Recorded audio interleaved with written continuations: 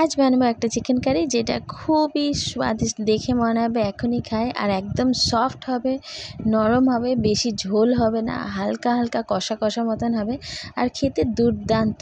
এইটা আপনারা অনায়াসেই বানিয়ে ফেলতে পারেন। চলুন ফটাফট বানিয়ে নিই আজকের চিকেন কারিটা। তো এখানে চিকেন আমি নিয়ে নিয়েছি 1 কিলো মতন। আর তেল এখানে গরম হতে দিলাম। তেলটা যেই একটু হালকা গরম হয়ে যাবে এতে দিয়ে দিচ্ছি 2টো তেজপাতা। তেজপাতাটা যেই একটু গরম হয়ে যাবে, মানে ভাজা ভাজা হয়ে যাবে, তখন আমি এতে দিয়ে দেবো কিছু গোটা মশলা। আমি এখানে দিয়েছি ছোটো এলাচ, 2টো দালচিনি আর 2টো লং। এলাচগুলো না ফাটিয়ে দেবেন, তাহলে না এর ফ্লেভারটা খুব ভালোভাবে তেলটাতে আসবে। যে একটু এলাচটা ভাজা হয়ে যাবে সঙ্গে সঙ্গে দিয়ে দেবো পেঁয়াজগুলো। পেঁয়াজ এখানে আমি 2টো মিডিয়াম সাইজের দিয়েছি। এটা আপনাদের ইচ্ছা মতন কম বেশি করতে পারেন, মানে পেঁয়াজ একটু কম বেশি করলে কী হবে, গ্রেভিটা কম বেশি হবে। তো আপনি ইচ্ছা মতন যদি মনে হয় যে আপনি একটু বেশি গ্রেভি খাবেন তাহলে পেঁয়াজ একটু বেশি দিয়ে দেবেন। পেঁয়াজটা দেওয়ার পরে এবার ভালো করে সবগুলোকে নাড়াচাড়া করে নেব। মানে পেঁয়াজটাকে একটু না হালকা ভাজা করব, খুব বেশি একদম লালচে করে করব না, হালকা ভাজা ভাজা করে নেব। তো আমি এটার সঙ্গে নাড়াচাড়া করিনি, একটু রেখে দিয়েছি যাতে তেলের হিটটা, মানে তেলের গরমটা যেন পেঁয়াজটাকে তাড়াতাড়ি লাগে আর তাড়াতাড়ি হিটে। আমি যদি খুব নাড়াচাড়া করে, দেখবেন যত নাড়াচাড়া করছি তত দেখবেন না ফ্রাই হতে টাইম লাগে। তো আমি একটু গরম হতে দিলাম, তারপরে একটুক্ষণ পরে আরেকটু নাড়িয়ে দেবো, আবার ছেড়ে দেবো। ছেড়ে দিয়ে যদি করে আর খুব যদি নাড়াচাড়া করেন তাহলে কিনা দেরি হয়ে যায়। আমি দেখেছি, আমরা ভাবছি তাড়াতাড়ি হবে তাড়াতাড়ি হবে, তাড়াতাড়ি করছি, কিছু তাড়াতাড়ি হয় না। তো একটু একটু ছেড়ে দিতে হবে, তাহলে দেখবেন আপনার পেঁয়াজটা খুব তাড়াতাড়ি ভাজা হয়ে গেছে। তো এরকম করে আমি পেঁয়াজটা এবার হালকা করে ভেজে নিচ্ছি। দেখুন পেঁয়াজটা এবার হালকা গোলাপি হয়ে এসছে। আর বেশিক্ষণ না, আবারও এটাকে কিছুক্ষণ রেখে দেবো, তাহলে পেঁয়াজটা পুরোপুরি লাল হয়ে যাবে। পেঁয়াজটা কিন্তু এবার ভাজা ভাজা হয়ে এসছে, মানে লাইট ব্রাউন হয়ে এসছে। আর বেশিক্ষণ না, এবার কিন্তু আর নজর সরালে চলবে না, নাহলে পেঁয়াজটা পট করে কালো হয়ে যাবে।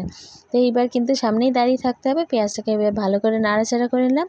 দেখুন কালার একদম ব্রাউন হয়ে এসছে। আর এই সময় এবার আমি দিয়ে দেবো চিকেনগুলো দেখে মনে হলো না যেন চিকেনগুলো একসঙ্গে বাটির মতন পড়লো।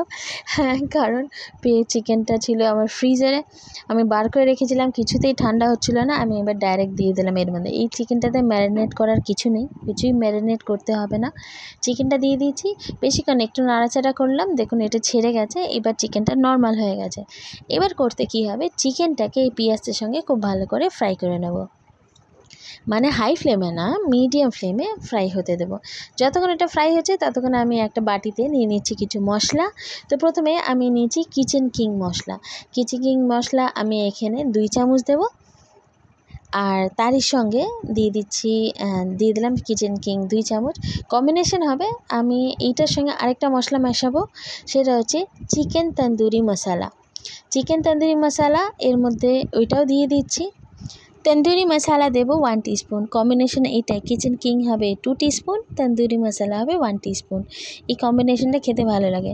কিন্তু আপনার যদি মনে হয় যে না তন্দুরি 2 টিস্পুন, কিচেন কিং 1, সেটাও ট্রাই করে দেখতে পারেন, ক্ষতি কিছু নেই। তো আমি এই কম্বিনেশনটা ট্রাই করি, এই কম্বিনেশনটাই আমাকে খুব ভালো লাগে। তো এর সঙ্গে দিয়ে দিলাম এবার লাল লঙ্কার গুঁড়ো, যতটা ঝাল খাবেন সেই হিসাবে দেবেন।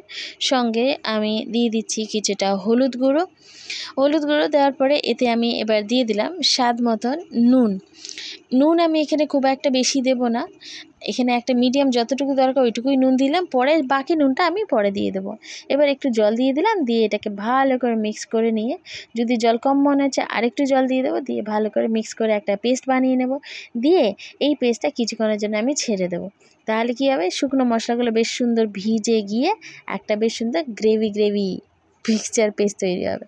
চলুন এবার ঢাকনিটা খুলি, চিকেনগুলো আমার দেখি সেদ্ধ হয়েছে কিনা, কারণ চিকেনটা ফ্রাই করতে করতে আমি সেদ্ধ করে নেবো, এটাই হচ্ছে আমার মোটিভ। তো চিকেনটা দেখুন লালচে হয়ে এসছে। চিকেনটা একটু ফ্রাই করলে কি হয় না, চিকেনের মধ্যে একটা যেটা গন্ধ থাকে, আমাকে কেন জানি লাগে এই গন্ধটা, ওই গন্ধটা চলে যায়। তো আমি ম্যাক্সিমাম টাইমে চেষ্টা করি চিকেনের মধ্যে একটু লেবু দিয়ে দেওয়ার কিংবা ভিনিগার দিয়ে দেওয়ার।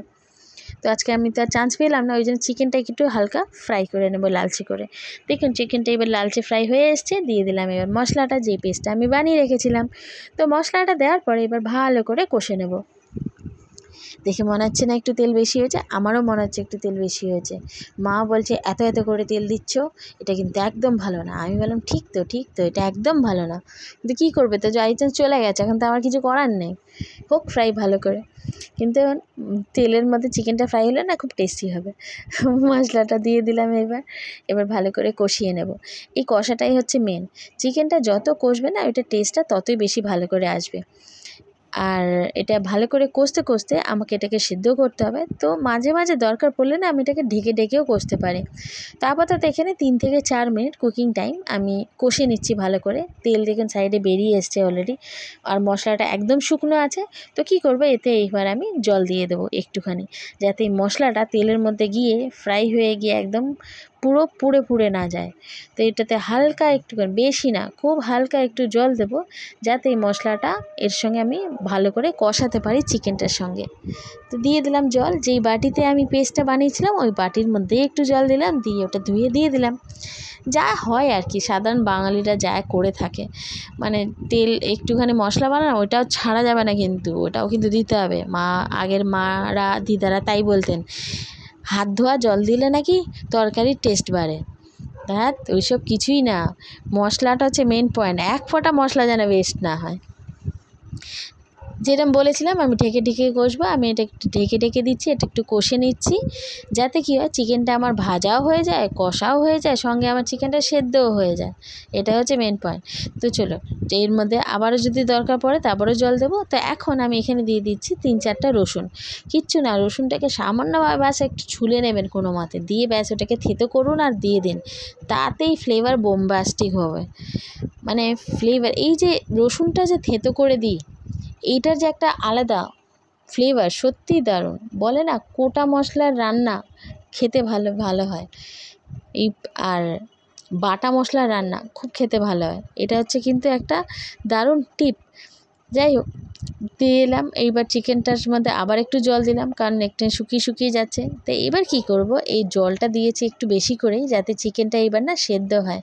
রসুনটাও দিয়েছি, রসুনের ফ্লেভারটা এবার তাহলে এই জলের মধ্যে করে সেদ্ধ হলে চিকেনটার মধ্যে খুব ভালোভাবে যাবে। তো এইবার তাড়াতাড়ি ভালো করে মিক্স করে নিলাম সব মশলাগুলো ওই ঝোলটার মধ্যে দিয়ে, এবার চারিদিক দিয়ে চিকেনগুলো ভালো করে ডুবিয়ে দিলাম, দিয়ে এবার এটাকে দেবো ঢেকে দিলে কী হবে, খুব ভালোভাবে সেদ্ধ হয়ে যাবে আর ফ্লেভারগুলো চিকেনের মধ্যে একদম দৌড়ে ঢুকবে। তো এবার ভালো করে নাড়াচাড়া করে নিচে ধরেছে কিনা, নিচে যদি ধরে গিয়ে থাকে ভালো করে নাড়িচাড়ি পরিষ্কার করতে হবে, নাহলে কী হবে নিচেরটা কালো হয়ে যাবে। ঠিক আছে, নাড়াচাড়া করে নিলাম। এবার ঝোলটা ওরকমই আছে, ঝোল এখনও কমেনি। তো এটাকে আমি দরকার পড়লে আবারও ঢেকে দেবো। আগে চিকেনটা দেখে নিই কতটা সিদ্ধ হয়েছে, সেটার উপর ডিপেন্ড করছে।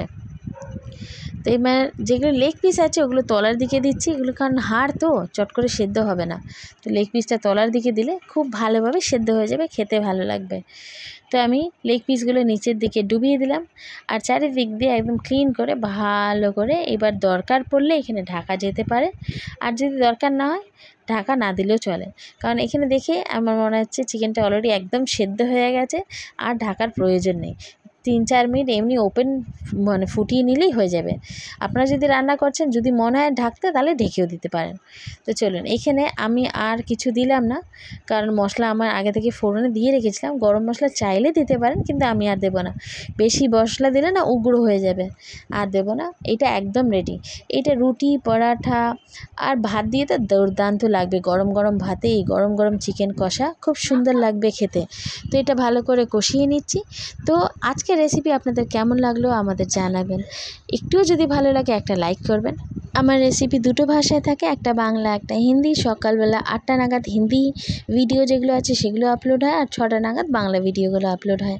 তো আজকের জন্য এখানে রাখলাম, আবার দেখা হবে। Till then, bye bye and take care.